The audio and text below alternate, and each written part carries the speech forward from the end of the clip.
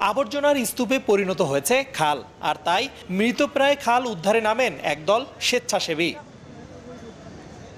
রংপুর নগরীর ভেতর দিয়ে বয়ে যাওয়া শ্যামা সুন্দরী খাল, নর্দমা, পলিথিন আর নানা ময়লার ভাগাড়ে পরিণত হওয়া খালের পানি প্রবাহিত হচ্ছিল না দীর্ঘদিন ধরে।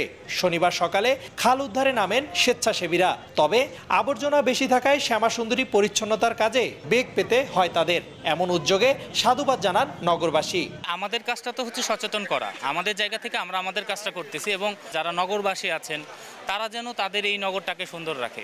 1000+ সহযোদ্ধা রয়েছে যারা অক্লান্ত পরিশ্রমের মাধ্যমে আজকে শ্যামা সুন্দরকে একটি রূপান্তরের ছোঁয়া তারা দিয়ে যাবে। এদিকে সিটি মেয়র ও বিভাগীয় কমিশনার জানান, নগরীকে পরিচ্ছন্ন রাখতে নাগরিকদেরও ভূমিকা রাখতে হবে। কেউ শ্যামা সুন্দরীতে কোনো নোংরা, কোনো পানি এখানে দিতে পারবে না। সেই লক্ষ্যে আমাদের এই কাজ আজকে আমরা সূচনা করতেছি। এরা কন্টিনিউ করার দায়িত্ব আমাদের। সমস্ত দপ্তর মেয়র সাহেবের উদ্যোগের সাথে তার পাশে থাকবে এবং আমরা এই শহরকে, নগরকে একটা সুন্দর শহর হিসেবে গড়ে তুলতে চাই। 1, 2, 3 ঢাকায় জমি জিতে নিন 100% ক্যাশব্যাক সহ 20 কোটি টাকার পুরস্কার। নগরীর চেকপোস্ট থেকে শুরু করে শাপলা চত্বর পর্যন্ত প্রায় 5 কিলোমিটার খালের বর্জ্য পরিষ্কারে বিডি ক্লিনের ঢাকা, চট্টগ্রাম, ফেনী সহ 9 জেলার 1000 সদস্য অংশ নেন। রিদওয়ান হিমেল, সময় সংবাদ, রংপুর।